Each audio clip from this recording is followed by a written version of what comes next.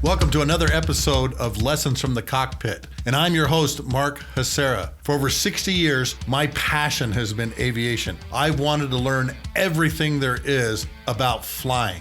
On the Lessons from the Cockpit show, we talk to some of the most fascinating and intriguing pilots, aircrew members, maintainers, and aviation enthusiasts. By investigating the tactics, techniques, and procedures these aviators created or cultivated during extreme or extraordinary military, commercial, and private flying operations. Our exploration gives our listeners practical advice on how does the world of aviation work, and hopefully expands critical thinking skills both in the air and on the ground. Special thanks to Wall Pilot, custom aviation art for the walls of your home, office, or hangar, for sponsoring this show today.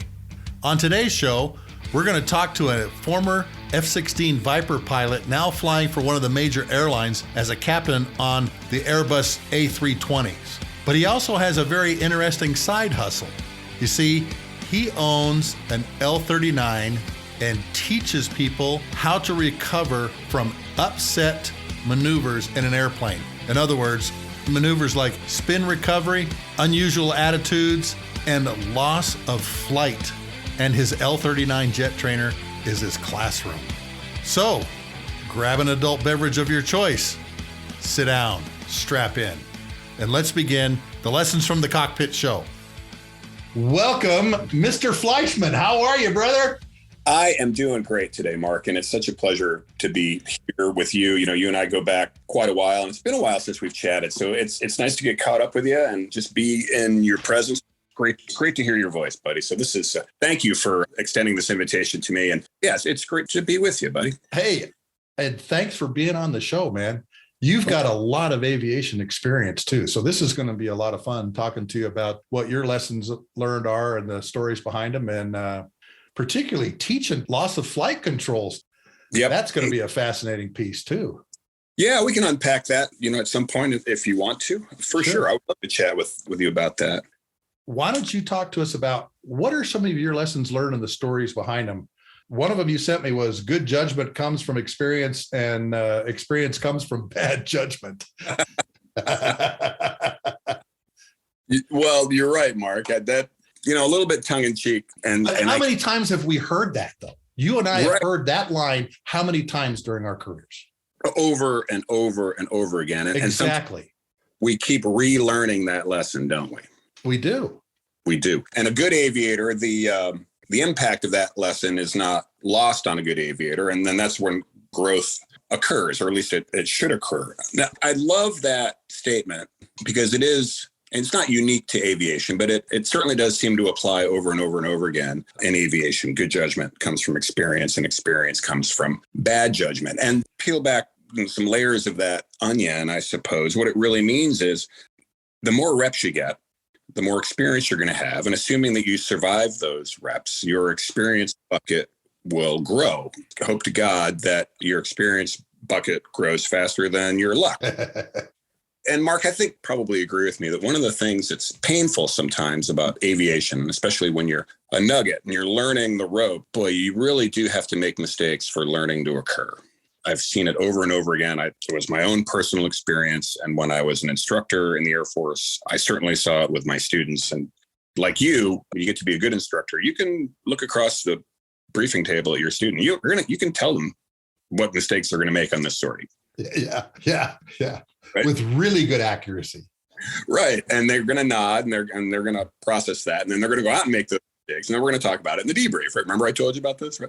It is painful sometimes to learn to fly, to learn the aviation ropes, to learn your craft, because you do have to make mistakes, and it requires a thick skin. It really, really does. Hopefully, as aviators, you don't have to make all the mistakes on your own. Mm-hmm. If you open up your scan enough and you pay attention, I think the mark of a professional or a budding professional is to take in those experiences of their peers, people more experienced than them, and even less experienced from them, and learn from the mistakes that other people made as well.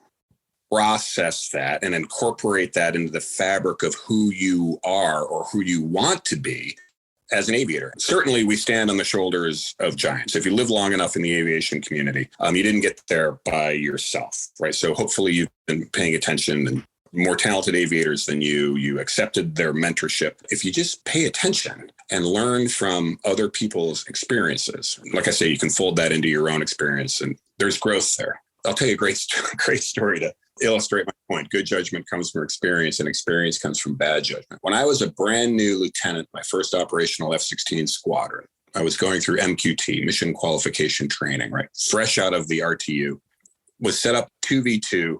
My flight lead was a guy named Kanga. And Kanga and I were going to fight the Marine Hornets from MAG 31. Kangaroo? Kangaroo. Yeah. Do you know Kanga? He was CAOC director during Iraqi Freedom. Love Kanga. And when he was a young captain, IP, he was a hair on fire instructor, a great guy to fly with, great mentor of mine, a little rough around the edges, but that's what we loved about Kanga, right? You knew you were going to learn something. You were going to have a good experience when you went out and flew on Kanga's wing. So I had never fought the Hornets ever. And in the briefing, one of the things that Kanga said to me was, all right, Pig, don't get slow with these guys. I'm like, okay. So in our corner velocity, which is where you can generate the most degrees per second of turn rate, is anywhere from 330 to 440 knots, right? That's where the Viper likes to turn. And that's where a good Viper pilot will keep his airplane if he's trying to prosecute somebody. And that you'll cash that check, only allow yourself to get slower than that, only if you're in a distinct position of advantage to cash that check and turn all that energy into a kill, right? Right. Mm-hmm. So here we are fighting the Hornets. It's going pretty well. Dissolves into two 1v1s. Kanga's over in the north part of the warning area fighting somebody, and we're going round and round and round and round, and I'm feeling like King Kong. And the fight ends up in this vertical stack with me on the top. The Hornet got his nose just buried, and he's, I don't know, maybe 40, 50 degrees nose low. And I'm looking down from my position on high at this guy, and I'm thinking, oh, I own this guy. Right? There's no way he can get his nose on. So I let my nice and slow. And just as I start orienting my lift vector to pirouette down and gun this guy, he goes, burp, jacks his nose up like 60 degrees and guns the shit out of me. And you're like going, wait, what? One of the most eye-watering things I've ever seen in my life. Couldn't believe the airplane could do that. But so funny. So went home with my tail between my legs. So what did I learn from that experience, right?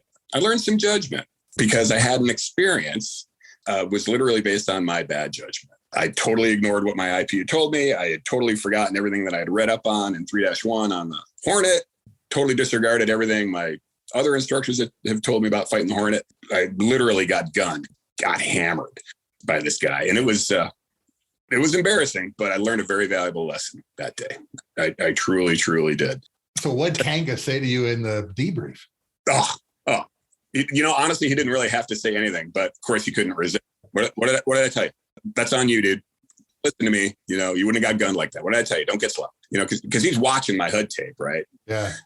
Describing to him where we are and where he sees the altitude and airspeed readouts. He knows exactly where this is going. He knows exactly where this is going. And then it's just that horrible, guns kill, Viper right turn, 18,000. Like, oh God, it's on the tape. Oh man, it was brutal. Like I said, so you can have your own experiences and learn from them based on maybe not the greatest judgment in the world, like I exhibited that day fighting the Hornet. If you're paying attention, you can learn from other people. Lapses in judgment. We had a weapons officer in my F-16 squadron, obviously very talented guy, right? And the best of the Air Force. Just ask them, they'll tell you. But they are. They right? But they truly are. One day, I won't mention his name, but he did a high-speed abort in a Viper and ended up in the departure end barrier. So for those of you who are listening, all the Air Force tactical jets have tail hooks, not so that we can land on aircraft carriers. The A-10 does not. But the F-16, the F-15, F-35, the F-22, all have tailhooks. The reason we have tailhooks is because at every Air Force fighter runway, there are what we call barriers. They are cables, very similar to the cables on an aircraft carrier, but not as capable. But there's a departure end barrier, approach end barrier. Usually the approach end barrier is in the retracted position. It sits in a groove in the runway. You would only use that for a landing. If you're doing an emergency landing, you needed to take the approach end barrier for some directional control problem. But for a takeoff, the departure end barrier, the barrier at the opposite end of the runway, is always up. And that's in case you have to do a high-speed abort. You can drop your tail hook, barrier will catch you, right? This particular weapons officer of ours had to do a high-speed abort in a heavyweight Viper and ended up in the departure and the maximum engagement speed for the F-16 and the barriers, I think it's like 150 knots, something like that. He was pretty close. Really ran the barrier out. So what I mean by that is, he really stretched the cable out. Once the cable runs out, it's going to pull you backwards a little bit.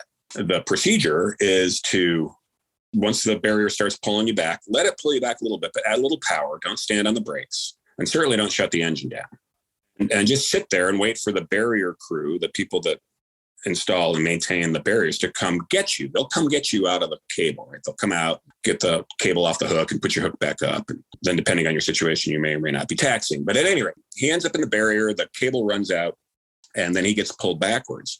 What did this very experienced aviator do? Rather than just adding a little power, he shut the engine off. No. Yeah. You know where this is going, right? So when an F-16, when you shut the engine off, if you've ever noticed, the crew chiefs will typically put a bucket under the lower fuselage, because when you shut the engine off, the P&D valve dumps about a gallon of jet fuel onto the ramp every time. So that's why there's usually a bucket under the F-16. He shuts the engine off, dumps about a gallon of fuel onto the ramp, and all that fuel splashed up onto the very hot brakes, burned a $35 million airplane to the ground. No way. Mm-hmm. Yeah, I said to myself, Self said, go ahead. I said, don't be that guy. You don't have to necessarily have these experiences on your own. Yeah. But if you're paying attention to somebody else's bad judgment, you can put that in your clue bag. Forget it. Growth occurs. Hopefully, when you're faced with a situation or something similar, draw on that. Okay, it wasn't me, but I've seen this act before. Yep. Right. Peg, one of the best places that I learned was the bar. Yes, I agree. Now, every squadron has a bar. Every fighter squadron has a bar, but I'm talking even at the O Club. Mm-hmm. And I can remember sitting around listening to two guys in particular, old F4 guy whose call sign was Sluggo, and an old B-52 guy, actually younger B-52 guy. And we called him the doctor. This is at Vance Air Force Base. He could tune up just about any student. He was really, really a good instructor. And even to this day, I still remember his 5 commandments of flying. I can just go like this all the way through them. I got to hear him. And the first time I heard those, because I saw these guys sitting at the end of the bar. Okay, well, they're T-38Ps, I'm going to go to T-38s. I'm still in T-37s. But I remember going and sitting down there, okay, even though I don't drink, but I had an ear out, was listening to these guys. And I never forgot that through my career. Sometimes the squadron or a training room isn't the place that you hear the greatest pearls of wisdom, if you know what I mean. And I know you've experienced that too, where, okay, it's Friday, everybody's at the squadron bar, and what is everybody talking about? This is the stupid mistake I made this week. Yep. This is the stupid mistake I made this week. Or Kanga comes, and it goes, hey, this is this stupid thing Pig did this week. Right. Let me tell you about that. Yeah, exactly. Right. But what do? We file those things away and we go, and how many times, Pig, listening to guys at the bar later in your career, you went, oh, I remember this. Countless times. And you've got to want to know. And that's one of the things I think I would throw out to the folks that are listening that are maybe in the general aviation world. Pay attention to your peers, listen to those stories and process them. Just real quick, and I'm going to talk about these in a later episode. Rule number 1, commandment number 1, fly the jet. Mm-hmm. Commandment number 2, instruments are your friend. Mm-hmm. Commandment number 3, trim is like breathing. Commandment number 4 was radio calls do not generate lift.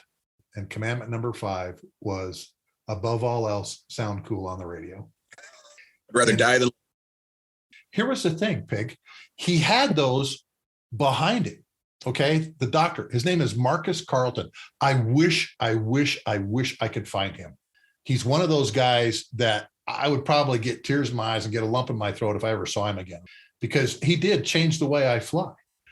But he had those written on a piece of cardboard behind him. behind his desk, and he'd just get his pointer and goes, okay, which one of these did you violate today? And he'd point those 5. Oh, there's a lot of things that you can violate in those 5. Okay. And of course, as young students, it was always, fly the jet. Okay. Hey, in formation, what was the thing there I was telling you? Trim. T-38, trim. Because he'd grab the stick. And of course, he's like, oh, holy smokes, you didn't trim everything out. But I remember listening to him at the bar. And I thought, isn't this crazy? I've got a schoolroom where everybody is pretty relaxed. Most people are drinking, not drunk yet. And look at all these pearls of wisdom that are coming out. And later in my career, thinking to myself, oh, I learned this here. Oh, I learned this here. And a number of them were in the bar. Yeah. Crazy, huh? Well, and you make my point, very eloquently, more eloquently than I did, Sluggo, that you can learn from your own experience, but if you're paying attention as a professional, you can certainly learn from other people's experiences, and you have to stay alive. And we truly do stand on the shoulders of giants. I mean, all these years later, you still remember the doctor's 5 rules, right? Oh, isn't that crazy? And that was in 1983, 84. And I used those through my career. I graduated high school in 83, right? Sorry. Yeah. The gray hair a few times around the planet as you have. You're going gray. Look better than I do, brother. That's for sure. That's for sure. I'll tell you another. Can I give you one more example? Sure. Love to. Okay. Maybe we'll talk about this stuff later, but as you know, in addition to being out of the Air Force now and an airline guy for the last 25 years, I'm also an L-39 instructor pilot, right? Mm-hmm. I instruct quite a bit in the L-39. I've owned my own L-39. I fly the airplane regularly. I have a very good friend who is an L-39 driver, no military experience, but he decided that he wanted to race at Reno in the jet class. In order to do that, you have to go out to what they call pylon racing school out My at. uncle teaches that. Does he? Who is your uncle? Bob Jeffrey. Oh, no kidding. Yeah, my uncle's Bob Jeffrey. My mom's younger brother is Robert Jeffrey. No kidding. POW, teaches at Pylon Racing School. He's an amazing pilot. Wow. I had no idea. You didn't know that? Isn't that crazy? That is crazy. Wow. It's like the 6 degrees of Kevin Bacon here, isn't it? Yeah. Yeah. Bob Jeffrey is my uncle. F-102s, F-4s, 7 years in Hanoi, shot down on his first mission. Oh my gosh, 7 years. Yeah. Okay, so my good friend Larry put that to Pylon Racing School so that he can get qualified to race in the jet class in his 39 at Reno. So on one particular day at Pylon Racing School, they're going around the pylons. Larry decided that he was going to make a pass, but he forgot that the pack of airplanes tends to collapse as you go around a pylon. Aimed for this hole and went ripping for it as they were coming up on a pylon, and the formation that he was trying to pass collapsed, and he hit this guy low to high, hit another L-39. Oh, both guys zoom up out of the race course. Yeah, wounded bird. It goes that way, and then Larry goes the other way. Larry's vertical tail hit the bottom of this other airplane just below the cockpit, and the vertical tail of Larry's jet was bent over at a 45-degree angle.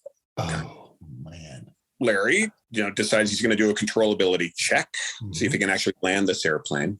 And for whatever reason, we're really not sure why, but when he put the landing gear down, the airplane literally went out of control. And that's when the tail actually departed the airplane. So he quickly threw the gear up and got control of the airplane back and said, okay, I'm not going to do that again, right? And decided that the only way he could land this airplane was on the belly. Fine. Yeah. So he came in, obviously declared emergency. He was number one, and the guy that he hit was actually doing okay. Larry came in to land at Reno, and he came in the L-39, gear up, speed brakes up, half flaps, which is the takeoff position. Uh-huh. Touched down on the belly and realized he had too much smash on the airplane and was going to slide off the departure end of the runway. Full power, flies off the belly, gets airborne again, comes around for attempt number 2, same configuration. Half flaps, gear up, speed brakes up, touches down on the belly, realizes, oh my God, here we go again. I'm going to slide off the end of the runway. Full power, flies off the belly for the second time, comes back around and says, well, maybe I'll try full flaps this time. Does, and slides to a stop. So you may be wondering, Pig, what does that have to do with you? Well, let me tell you something. On the 20th of October, 2018, I took off in my L-39 and I lost the right main wheel on takeoff. The entire wheel assembly came off of my airplane. Really? Yes. Oh. Yes. I knew, and we can talk more about it. I knew that that was not a landable configuration and that I had to come in, gear up. And I remember Larry's incident when I was putting my plan, right? Good judgment comes from experience, not mine, but Larry's. I remember I thought to myself, you know what? I'm going to do this gear up, speed brakes up, and full flaps. Now, I realized that Larry probably had some density altitude issues in Reno that I didn't have in Bridgeport, Connecticut, where I did. Yeah. Because my airplane only slid about 1,500 feet down the runway. But Larry's experience had a lot to do with me figuring out what was going to be my final landing configuration for my gear up landing in the L-39. Now, here's an amazing thing I think about that, okay? Obviously, you had some amount of fear going through you. But as soon as you thought of that and you think about that, you go, oh, that solves my problem. Great point. Yeah. Isn't it interesting how all of a sudden, when you thought of that, the whole fear of landing your airplane kind of went away, didn't it? Yes, absolutely did. I remember that moment in time.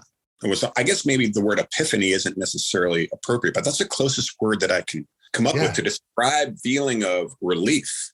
Exactly. Right? I got a rock solid plan. And all of a sudden it's like, oh, I don't need to be scared of this anymore. I'm going to land my airplane in that configuration. You know what that configuration is going to do. You know how it's going to do it. Mm-hmm. And all of a sudden, you're not as fearful anymore. And, and later on, Mark, if we actually get to talk about threat and error management, we'll circle back to that because there are a lot of lessons learned there as well. Well, let's go there right now. Oh, since that was number 2 on the list, let's talk about that. Threat and error management is essential. I think it is. It's been proven to me over and over and over and over again.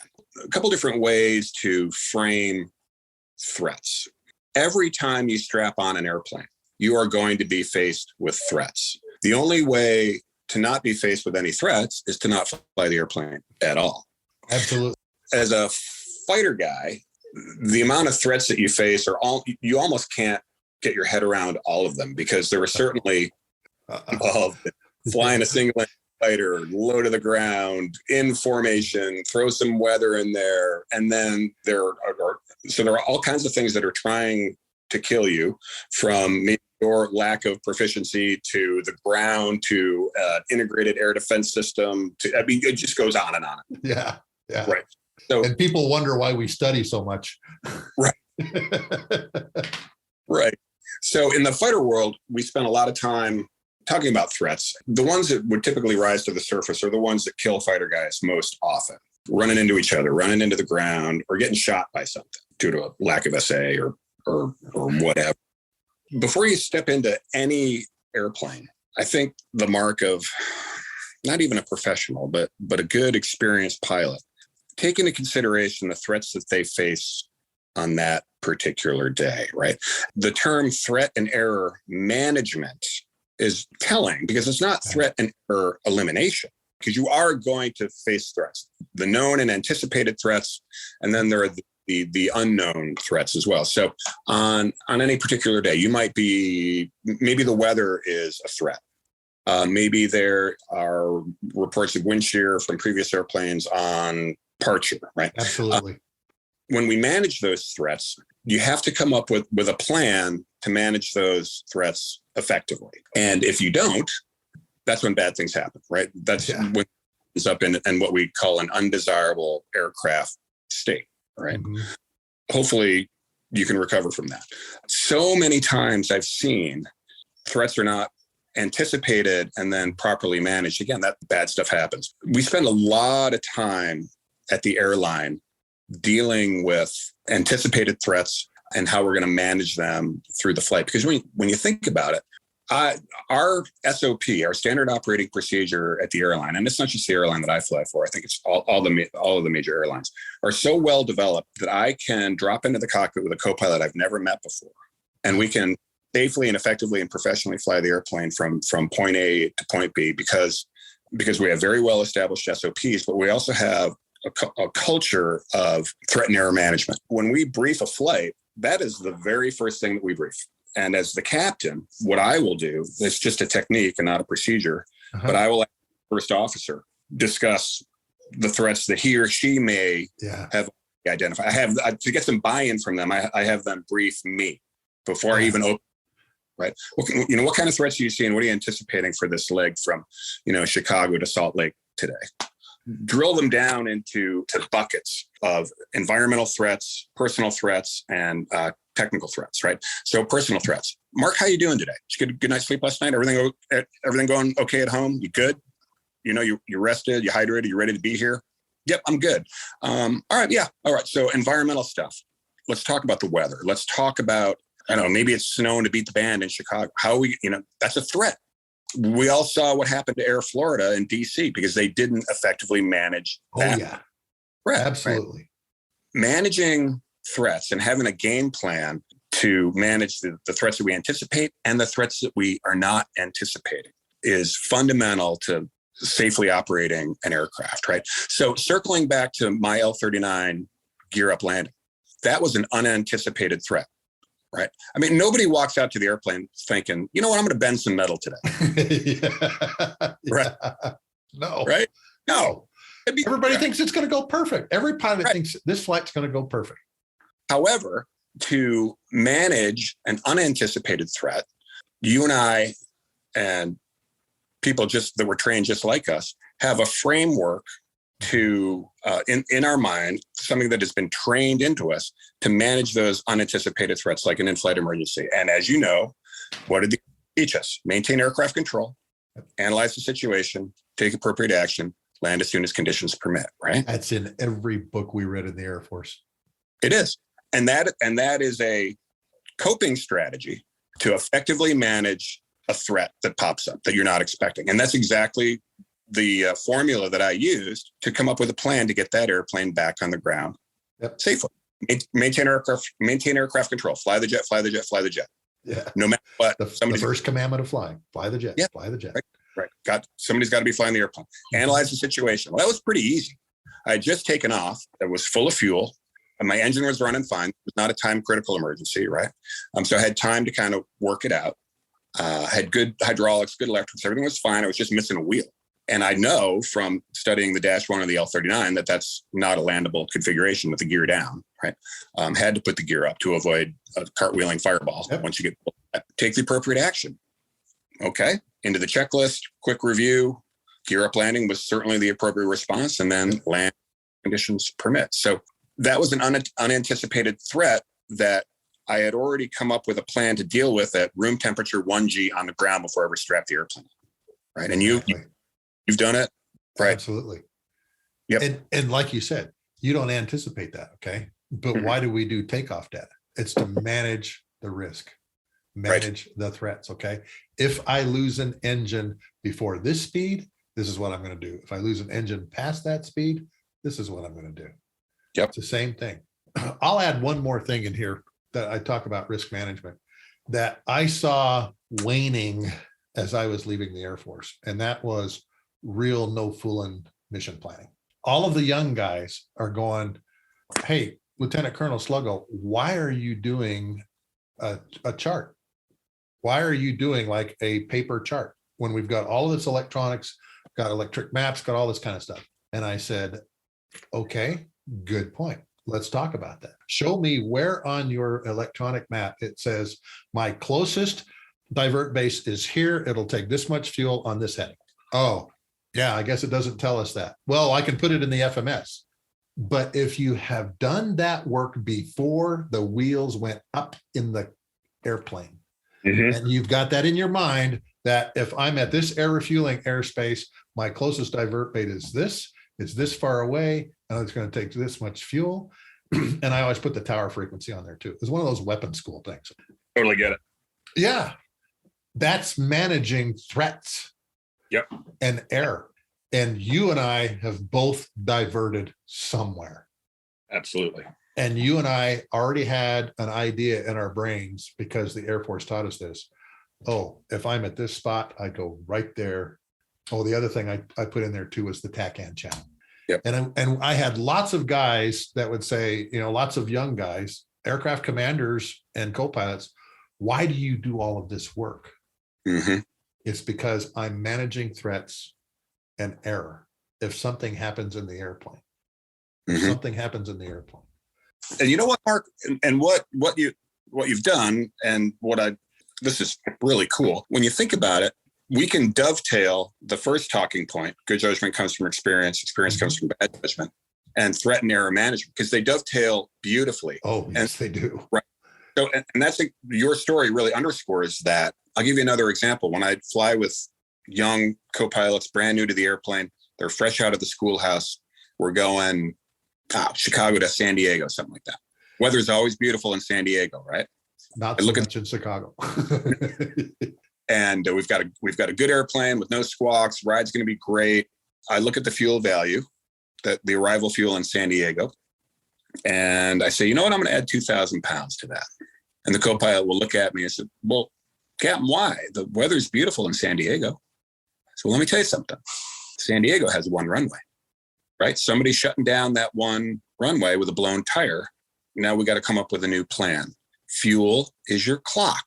It's your hourglass. And when that sand runs out, you need to land, right? Oh, dude, that's church. Right? Absolutely. And you know what?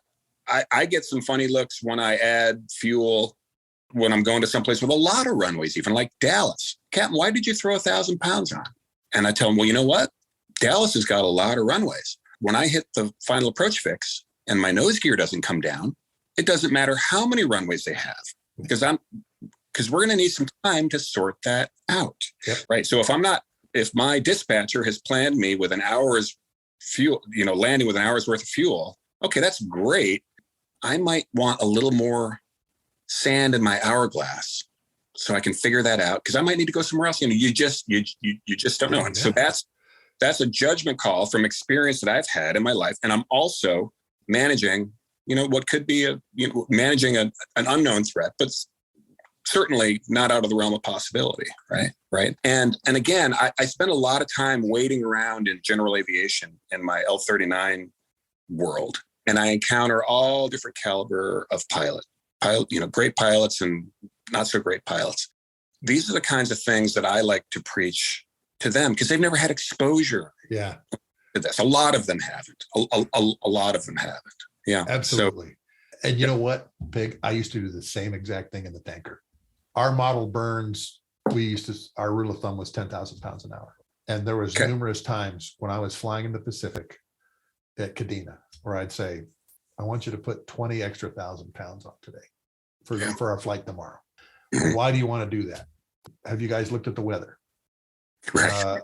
All right. Have you looked at the weather where we're going and here? Have you looked at the complexity of the mission we're doing? Because sometimes it's not just weather or an emergency situation. It's, hey, here's the complexity of the mission. We're doing a very complex exercise with the Navy, and our F-15s are flying as adversaries, not only against the F-14s and F-18s, but against the ships. They were like doing a cruise missile kind of profile. You think they might need some extra gas? I've got a quote in my book, Tanker Pilot, and I think it's from Earnhardt Jr. And it says, when you're out of gas, you're out of options. And it's like you said, Pig, that hourglass, the sand is leaving it quickly. The sand's going through it quickly, and you're running out of options. Sure is. Guys and gals that can effectively manage the known threats and the unknown threats every time, every day, all the time, will have long, successful careers. Yeah. And you and I can point at so many accidents where those threats were not effectively managed, and people get hurt and metal gets bent, and it makes it bad. In fact, the last time you and I talked about one was that F-16 crash and that young kid that got killed at Shaw. At Shaw. That was tragic and completely avoidable. Yeah. So many links in the chain there that could have been broken. Yeah, that one was really, really gross. And that was a leadership failure too, on so many levels, obviously. Just heartbreaking. Yeah. Hurt. Oh, absolutely. Hey, the importance of stick and rudder skills and the role of loss of control. Now, you have a very unique perspective on this because of what you do with your L39. Would you explain to the audience what you do with that L39? Because this is really a unique type of training that is so needed in the aviation world. I agree, Mark. It's a subject that is near and dear to my heart, and I've kind of made it my own personal mission. Airplanes hit the ground for a lot of reasons. People get killed in airplanes for a lot of reasons. The most common reason airplanes hit the ground is because somebody loses control of the airplane, loss of control in flight.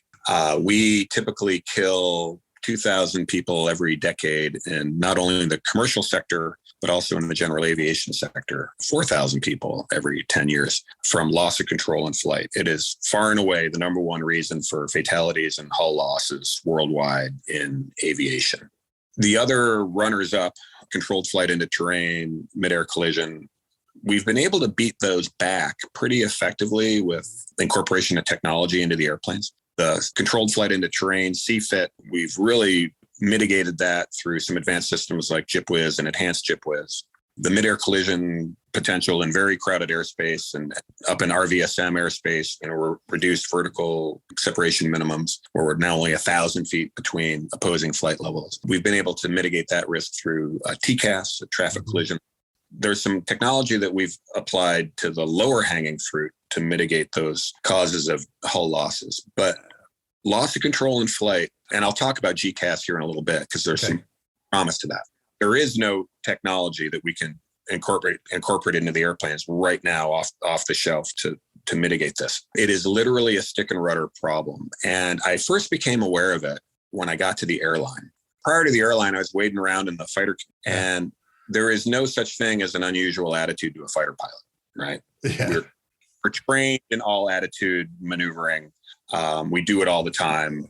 You're fighting in 3D, you're flying in 3D. So being upside down in an airplane is a natural act for a fighter guy. It's a natural act for an aerobatic pilot as well.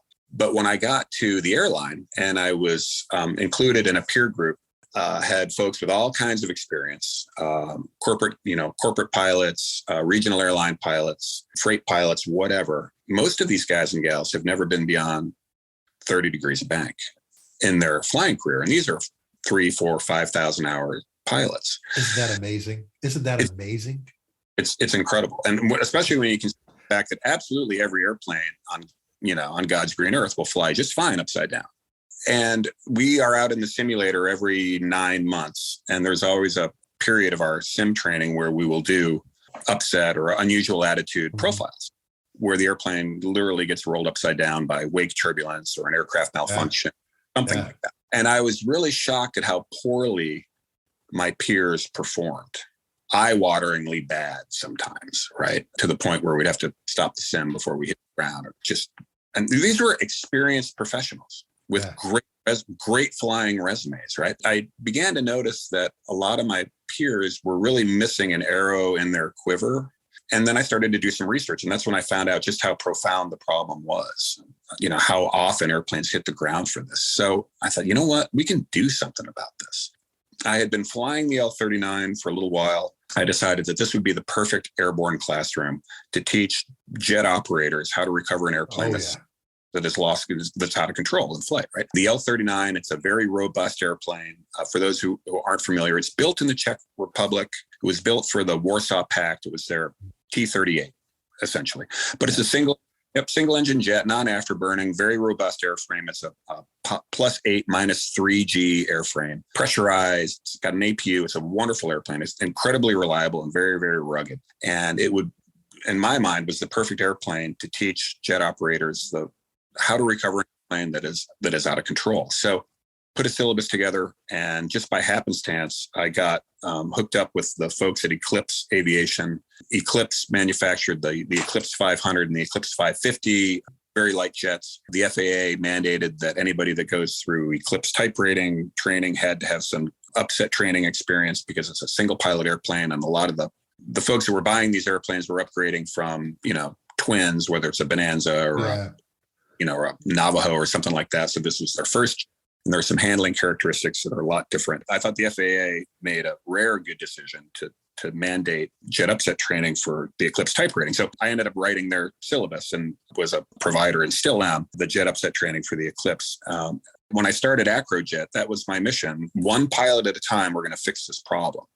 I learned a lot about pilots as I started teaching very experienced jet pilots how to recover an airplane that's out of control. And Sluggo, we literally take that L-39 out and we put that damn thing out of control. And I teach the guys and gals how to recover it.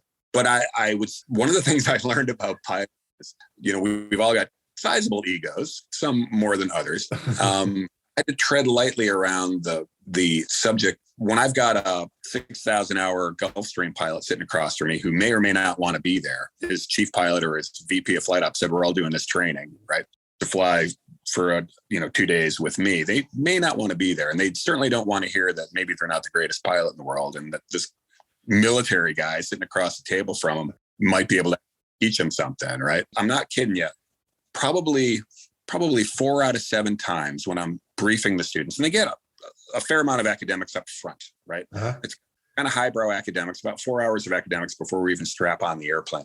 But one of the things that I will mention to them is that, later on in the second sortie, as we use this building block approach, we'll go from, easy recoveries to more complicated recoveries. But by the time we get to the end of the second sortie, we're going to stall the airplane inverted and you're going to recover it. And about four out of 7 folks will say, that's impossible. You can't stall an airplane upside down.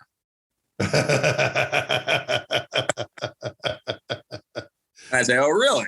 All right, well, we're going to go do it. And yeah, you can. Again, the airplane doesn't care if it's right side up or upside down. As long as you exceed the critical angle of attack, you're going to stall the airplane. That's the physics of it. There's can't get around it, right? That's yes, a law of gravity. Right. It's a weak point, and we keep killing people and smoking holes in the ground because of this, because of a lack of understanding of some very basic physics and aerodynamics. And honestly, the recovery formula is very, very simple. I teach them a formula that they can apply to any upset situation that will get the airplane flying again. And it's incredibly rewarding for me. And I can tell you that I have never had a student, even the most bitter student that didn't want to be there. I've never, ever, ever had anyone say, wow, that was worthless training. They all have said to me, wow, I learned a lot. That was incredible. That just opened my eyes. Right. When can I come back? And I will say that they are perishable skills, because your Gulfstream pilot or your Airbus pilot doesn't go out and turn the airplane upside down right. So they are perishable. Even if they don't come back to me, I encourage them to go somewhere and do it again, and or whatever. But that is my mission, Sluggo. One pilot at a time. We can fix this problem, but it literally is a stick and rudder problem. And with the advent of so much automation, man, we've lost so much of that. We've lost so basic stick and rudder skills, unfortunately, as a pilot group. And that trend is not going to reverse unless we reverse it. So I was encouraged that my airline has put together a dedicated simulator training program, because they know too that this is a problem. And it took a couple people standing on desks in the C-suite going, we need to do this. And once you put it in dollars and cents, those folks tend to listen, right? We can't afford this. We can't afford a hull loss like this, right? No, So luckily, all the pilots in my airline get this training every time they go through the simulator, which is really, really good. So I'm encouraged. I'm encouraged by that. The other thing that is encouraging is that there is a technology on the horizon, and I know you're familiar with it, the GCAS, ground collision avoidance. Yeah, that's been installed in the F-16. It's in the F-35. Absolutely amazing system to keep keep these airplanes from hitting the ground. And I think GCAS has got at least 10 saves, maybe 11 by now, I think. So once we can make that technology affordable, it would be wonderful if we could get that in every Airbus, every Boeing, every Cirrus, that would be fantastic. But absolutely. I think so. But until we can make that happen, we've got pilots, we've got to trick. So for my GA folks sitting out there, if you're a private pilot certificate, maybe an instrument rating, if you haven't had any aerobatic experience and you haven't had any military experience, you're wondering what to spend your money on, find an upset recovery training provider and go do it. because it literally could save your life. It's that important. I would wish that for everyone. If I was king of the world, I would make it part of your private pilot certificate. Yeah. If I was the FAA, I would find a way to mandate it. Yeah. So I'm gonna put a link in the show notes, brother, to your website and can contact you. Okay. Oh, well, thanks, Mark. I appreciate that. And so that'll be in the show notes so that everybody will know, okay, here's where I go find pigs upset training. Okay, brother. That'd be great, Mark. And like I say, it's so important to me that even if you don't fly with me, go fly with somebody. It's that important. Yeah. It's literally that. So we did it in the tanker. We did it in the sim. Yeah. Because you stall a tanker, it tends to start throwing engines. Yeah, I bet. Tossing engines off. Okay. But we did it in the simulator. And it was part of every check ride. At the end of the check ride, they said, okay, unusable attitudes. That's what we called them, unusable attitudes. Close your eyes. Okay, here we go. And you'd look at the instruments. Okay, analyze the situation. Yep. Okay. The other thing that we did too is we had to do Dutch roll training. That was the other thing. I don't know if that kind of training is even being done now for Dutch roll, because we lost a tanker to that over Kyrgyzstan, the one that went down over Kyrgyzstan, and they had quit teaching that. And sure enough, they got into a Dutch roll and the crew applied the wrong control inputs, snapped the tail off. Yeah. And that was it. Okay. Was that because the tanker lost a yaw damper system, or both? I'd have to go back and read the whole report. They'd gotten into a Dutch roll. I think it was because of a malfunction in the airplane. And that wasn't something that they were doing right now. That had been one of those things that they had taken out of training. And of course, they subsequently put it back in. Hey, that reminds me. What's that? What do you think of this new U.S. Air Force virtual reality training and the way that they're doing that now? I don't know if you've heard a lot about it. I haven't heard a lot about it, but I was just curious what your thoughts were. I've probably heard as much as you have, Sluggo. I certainly think there's value in it. However, kind of an old aviator with, I don't know, 13,000 hours of flying time. Maybe I'm old school, but I still think you need air under your ass. Yeah. Train like you fight. And I think there's value in it as a supplement. And boy, I tell you what, I am concerned with the direction that the Air Force is going with regards to training in general. Yeah.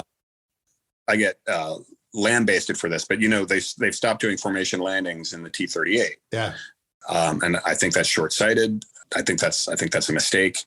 The formation phase of T-38 training has really been axed. Did you know that the students, their first check ride in the T-6 is in the simulator? No, I didn't know that. Yeah, their contact check is in the sim. The footprint, the UPT syllabus, has been getting smaller and smaller and smaller. Yeah. The RTU as well, and that was causal in that poor kid that lost his life at Shaw, right? Yeah. Because the training footprint at the RTU had been minimized, and a lot of that was the training requirements were left to the gaining unit, fill in those blanks during. That was a factor in that. And like you don't have enough to handle during MQT, right? Exactly. Let's throw this on the squadron. Yeah. Right. And see, that's kind of where I've been going. I look at some of this stuff and I'm like going, KC-135 training is now a whole lot of sims. You have 3 rides at Altus, and the last one's your check ride. Really? When I went through PIG, we had, I think it was 15 flights, and some of them were long, like 12 hours. I mean, there were long flights, and because we carried a lot of gas, we could go a lot of different places. You remember how many sim sorties you had, Sluggo? Oh yeah. When we got the really good ones, finally, I think it was about 10. Yeah. Right. Because we had to go through every stinking system. All right. And that's what it was. Here's the hydraulic sim. Here's the electric sim. Right. All the way through the line. And they were really good sims, particularly when we got the full motion and the visual and things like that. When I first started, literally, they took the sim out of the rail car and put it in a building. All right. That was our first sims when I got to Pease Air Force Base in 85 timeframe. That was our sim until Pease closed. And then when I got to Kadena is when we got a full motion, full visual simulator that made a big difference because we could put OSON in it.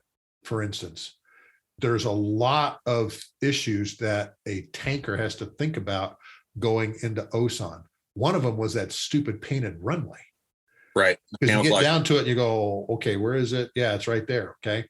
I came in there one day and it had rained as it does in the Korean Peninsula during the summer.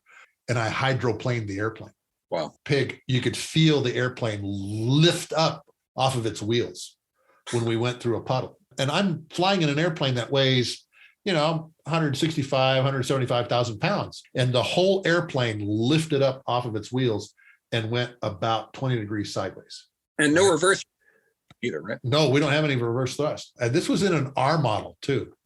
Fortunately, we got everything settled down, but it was a 9,000 foot runway. So it's shorter. Again, going back to your threats, those are some of the things that you have to think about is, wait a minute, I'm going into a fighter runway in my tanker. I can do 8,000 feet, but now I have to deal with weather. I've been hit by lightning 3 times. How about that? In a tanker.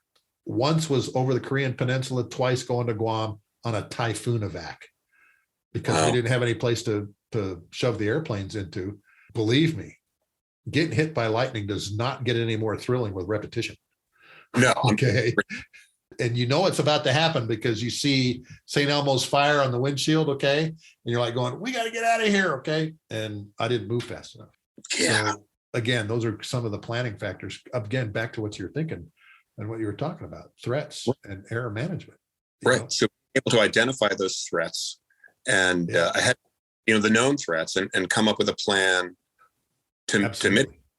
Absolutely. Right. Absolutely. Painted. Who would have guessed that you'd hydroplane on a painted runway, right? Yeah, exactly.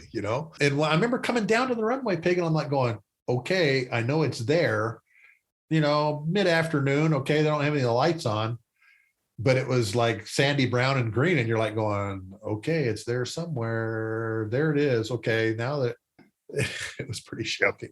And of course we went all the way to the last turnoff, and the tower thought we weren't going to make it off. The tower thought we were going to go into the overrun at Osan, which closes the airfield. The airfield that's 25 miles south of the DMZ.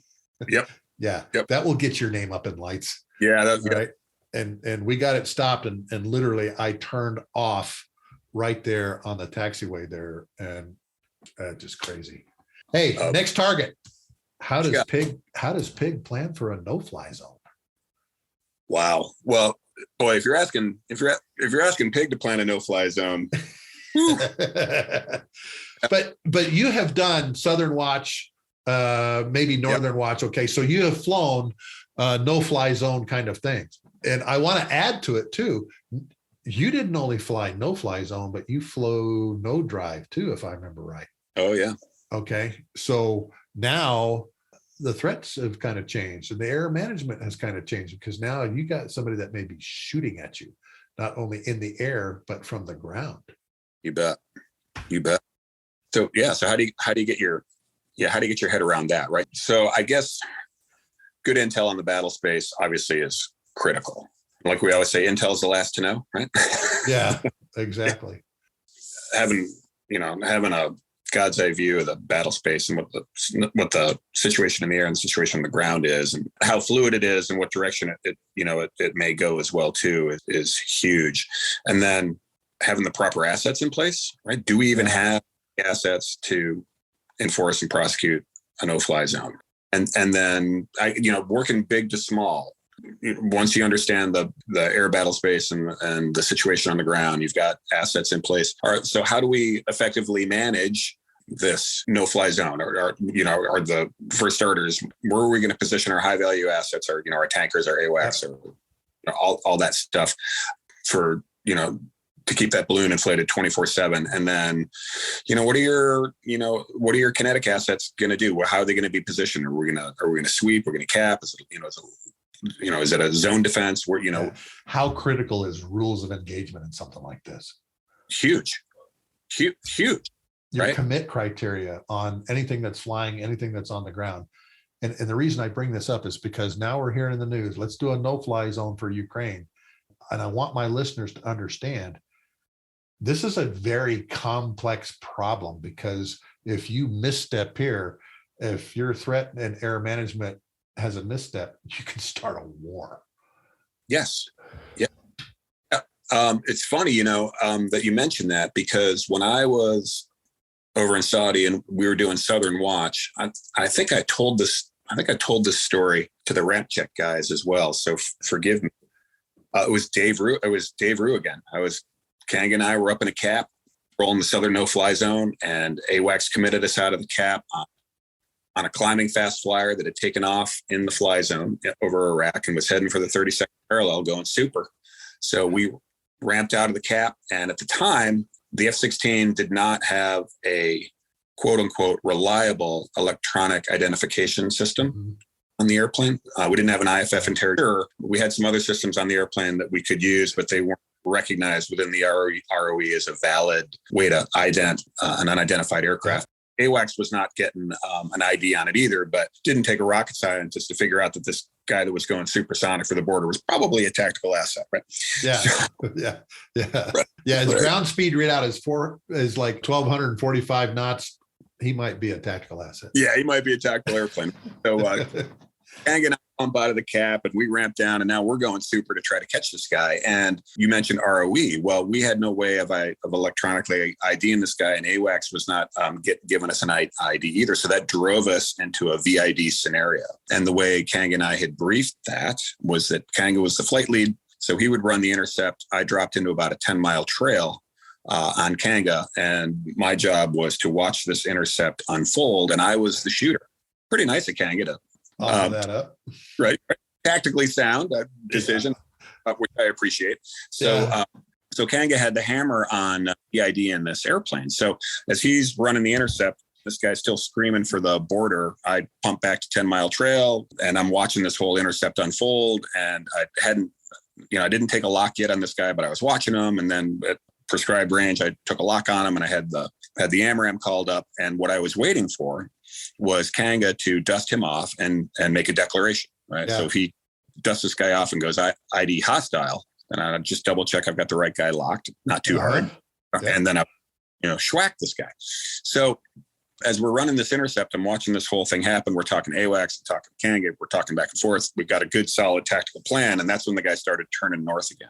So he starts this big, he was south of the 32nd parallel. He starts this big sweeping turn to the north, and I'm watching my dynamic launch zone on my AMRAAM start to collapse. And I said, Kanga, we got to get an ID on this guy pretty soon, because to your point, if I took that shot, missile has a specific time of flight. Mm-hmm. I might take that shot while he's in the no-fly zone. But as he hooks around to the north again, and my AMRAAM hits him and he's in the fly zone, international incident, right?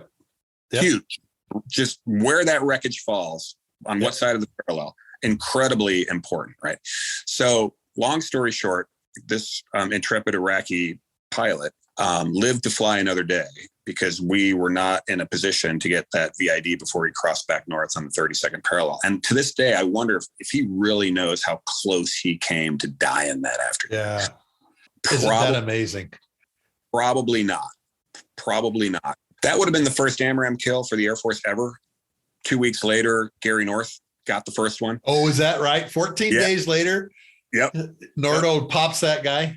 Yep. Popped that MiG-25 with one of our airplanes that we left behind for him. I don't know if you know that whole story. Yeah. I do. So here's what happened. All right.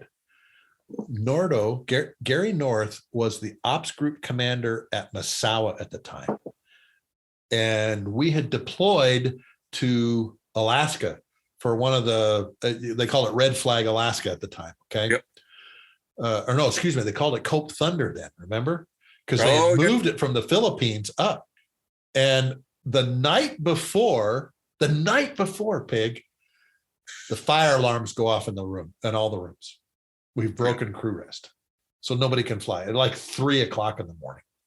But we have to come in the next day and plan for the next day. Knowing that North had got that kill, and this is years later, of course, I walked up to him and I said, hey, Colonel North, Marcus Era, call sign Sluggo, tanker guy, I know who you are, and I know what you did. And he gets a big smile on his face and everything. And I said, if you've got some time, I would really love to hear the story from you. Yeah. And he goes, I got time right now. Let's go jump into one of the briefing rooms and I'll lay out the whole thing. And of course, we're in a classified area, so he could tell me the whole story. And it was amazing because he told me it was squadron commander against squadron commander. Yep. And when he did his turn, he said, I watched the AMRAAM go down the intake. How cool is that? And I thought, holy smokes, look how good this thing is. And of course, he says he sees it go in the intake. And then, of course, it fuses and blows the thing to smithereens. Yeah. All right. But I remember him telling me, he said, the thing came off the rail. I think it came off over here on station 1 and did this like Hayaka thing like this. And he's like going, where the heck is that thing going? And then finally it gets to its spot where it's going, okay, now I'm going to turn this way. And now I'm looking downrange. Okay. And he says he literally flew through the smoke trail. Wow. Which was pretty cool. For about 45 minutes, I had Nordo, my instructor. Okay. Wow. I learned a lot from that. And why does a tanker guy need to know that? And I had a lot of my tanker folks, tanker comrades tell me, you just want to be a fighter guy. And I said, no, I want to know how my customers operate. Because if I know how my customers operate, then I can be a much better tanker pilot for that. And you bet. I flew in the F-15 3 times while I was at Kadena. We had an open cockpit policy. And everybody would say, yeah, Sarah's, Sluggo's over there being a fighter guy today. No, I was learning from my last ride in the F-15.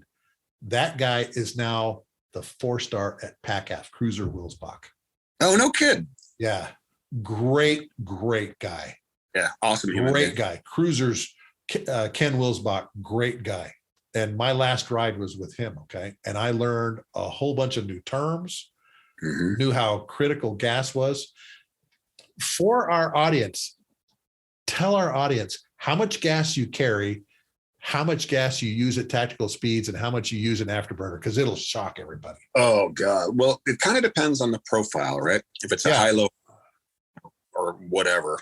But we had typically in a combat airplane, you've got 370, you got 2 370-gallon wing tanks, and then the airplane's full of fuel. So shit, Mark, it's been a while. Kind of depends on the block of the airplane. So you're flying with the GE motors, okay? You were flying with GE motors, right? The F-110 engines, right? Shaw. At the time, no. When I was there, we had believe it or not, we had the Block 42 with the Pratt 220s. Super reliable, but not a lot of grunt. But the GE, you mentioned the GE. One of the things you had to be careful with, all flavors of the F-16, but especially the 110 motors, was at low altitude. You could flame out the airplane with a full tank of gas because the fuel demand of the engine would exceed the rate at which you could transfer the fuel from the tanks. I didn't know that. Yeah, you had to really keep an eye on your fuel flow. Yep. Yeah. How much are you burning, as a rule of thumb, how much are you burning an hour?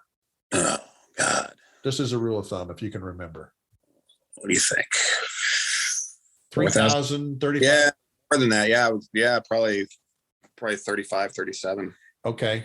Yeah. And that's just at tactical speeds. When you go into afterburner, it doubled.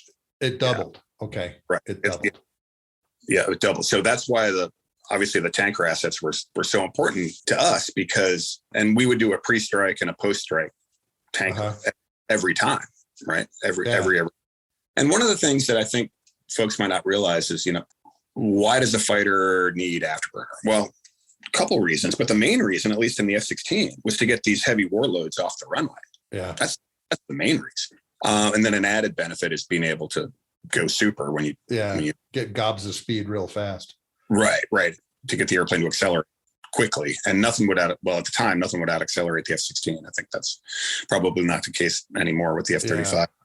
But so here you are, you're running around 3,500 pounds per hour. You're not carrying a lot of gas. Okay. I think it was 9,000 pounds in the body or something like that. And roughly. And you're burning 7 to 8,000 pounds an hour a minute in afterburner, because you're really, really pouring fuel. And basic fighting element is a flight of 4. So your wingmen are always going to burn more gas than the flight lead. Yeah. Always. Right. And if you've got a D model in the formation, which are fully combat capable, a lot of people think that the D models are quote unquote trainers, but they're also combat capable. To make room for that back seat, because one of the center tanks came out. That guy's fuel limited, or gal, as soon as you take off. So if you've got a D model in the formation, and that's, again, good judgment comes from experience, experience comes from bad judgment, threat and error management, all that stuff, they all kind of dovetail together. If you're a 4-ship flight lead and you've got a D model in your formation, that's going to be the limiting factor. That's a potential threat to you guys. That's absolutely. Yeah. Sure. Nordo was flying a D model the day he shot that thing down. That Fox bat down. Yep. He was flying Tom Tuzian's jet. He was a fellow lieutenant of mine. And we never got that airplane back from my squadron, because the 33rd, Nordo was the squadron commander of the 33rd. They replaced us, and there was some overlap there. And before we went home, so they took Nordo flew one of our D models on that particular day, and we never got the airplane back. I totally understand, which I totally understand. But yes, to your point, fuel is huge. The sand in the hourglass, man. Definitely. Well, brother, we've been going for over an hour. No kidding. Yeah, an hour and about 17 minutes. Well, this has been good. It goes by fast, man, doesn't it? Yeah, been really good fun. Really good fun. Well, I've got a million more stories for you, but maybe we'll have to just do those on another day. Maybe we can do that on another day. All right. Tell you what, pick one, and we'll close out with that one. Pick one. Let's see. What would be a good one for you? Lesson learned. With a good lesson learned. Oh, good lesson learned for you. Okay. One of the things that I used to love to do, and I still do, in my airline world, for my regular simulator training. You may have heard this story before.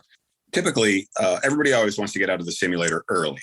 You're scheduled for 4 hours in the sim, but we never take 4 hours in the sim. The instructors are really good at running through the profile and getting everybody out early, so everybody can catch their commute home or whatever. A good sim instructor at the end of the session will always say, is there anything else that you want to do? I'll usually look at my sim partner and say, hey, man, do you mind hearing me for 5 minutes? No, whatever you want to do. And I'll tell my sim operator, hey, why don't you run me up to about 20,000 feet and cut me loose? And they do. So they run the sim up to about 20,000 feet. Motion is on, and they'll cut me loose. I'll turn the autopilot off. And typically what I like to do, it was especially gratifying in the 757 when I flew that, was I would do a big loop and then a big barrel pull. Follow it up with a barrel roll, a nose high aileron roll, and then roll the airplane inverted, get as much altitude as I could before I ran out of energy, and then split us that airplane through. I guess in my own vicarious way, I was trying to make a point to the instructors and my peers that this is an airplane and they fly perfectly well upside down. And I'm not doing this to show off, but I'm doing this to prove to you that you can fly this airplane upside down. You can fly this airplane in extreme attitudes without hurting anyone and safely recovering the airplane. I'm not a test pilot. I was the best C student in high school. I go average. I've got a couple arrows in my quiver that thankfully from the awesome training that I got from the United States Air Force, it was taxpayer funded. And I'm no Chuck Yeager by any stretch of the imagination. And it's like, right, what do they say at every Blue Angel show? These are neither stunts nor tricks, but maneuvers. Right. Everybody learns these in pilot training. Yeah, not so much. But it is an airplane. It is an airplane, and the laws of physics are the same all day, every day, right? At any rate, you asked for lessons learned. Well, I don't know if there are any lessons learned from that other than the fact that you can do it. How many of your pilots, when you have done this, that guys that were sitting in the cockpit thinking in a 757 went, I didn't know it could do that? Every one of them. Exactly. Every one of them thinks that, I can only do 30 degrees of bank. And if I go over 30 degrees of bank, this airplane may fall apart. No. Right. I'm sure a lot of the young first officers you've flown with are like, crap, I didn't know this thing could do that. Absolutely. And again, Mark, for anyone listening, I'm not a test pilot. I don't consider myself anything special, just blessed with great training. And that's my point. We've got to find a way to continue to incorporate this. Signs are all good. We're starting to get traction out there in the commercial aviation sector, but it's that type of training, that UPRT, upset prevention and recovery training, is really, really important, because that's what we kill people. That's why we kill people. Stick and rudder thing. That's why we kill people. Head and shoulders above any other reason. Well, and you gave some statistics on that too, and I didn't know it was that many in a year. 2,000 to 3,000 in a year. Yep. Yep. I know one of my buddies, a guy that I knew flew at Kadena, was teaching down at Southern Utah in an aviation program and got killed with a student. Actually, it was another instructor, because they didn't come out of a spin. Wow. And the airplane just went and pancaked on the ground, killed them both. Oh, and you think to yourself, how could guys with that many hours and that much experience have that kind of a thing happen? All right. Exactly. And he was giving a ride, like a check ride, to an instructor that he was thinking about hiring, and both of them ended up dead. That's awful. Isn't that crazy? Yeah. It happens every day. Yeah, it does. Yep.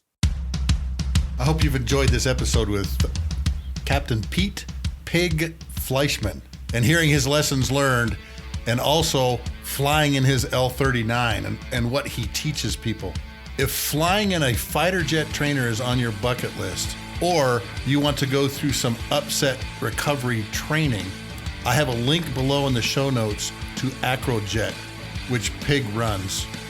Thanks once again to our sponsor, Wall Pilot, custom aviation art for the walls of your home, office, or hangar, for sponsoring this episode. In the show notes below, there are links to F-16s like Pig flew when he was in the Air Force, and particularly the one that shot down the MiG-25, which he talked about, is available from Wall Pilot in 4, 6, and 8 foot lengths. Please share this episode with your family, friends, and loved ones. More episodes can be found on my website at markhasera.com under the blog pull-down box. On next week's show, we're going to have on a pilot that flew O-1 Bird Dogs and F-4 Phantoms in Vietnam. Now he is a 737 ground instructor for one of the major airlines, and he's got some great lessons learned from flying in Vietnam. So I hope you look forward to listening to next week's show. Have a great weekend, folks.